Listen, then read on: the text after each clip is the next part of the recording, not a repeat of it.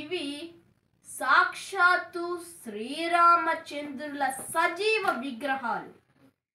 ఇవి శ్రీ త్యాగరాజ స్వామి వారు పూజించిన శ్రీ సీతారామ లక్ష్మణ ఆంజనేయ స్వామి వారి మూర్తులు.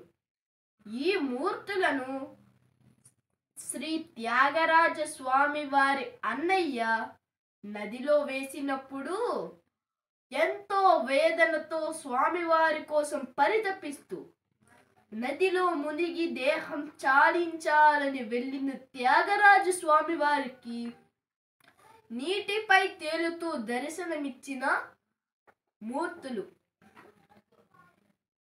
ఇవి విగ్రహాలు కావు, ఒకే చోట ఉంటూ దర్శించుకునే భాగ్యం కల్పించిన భగవంతుని స్వరూపాలు.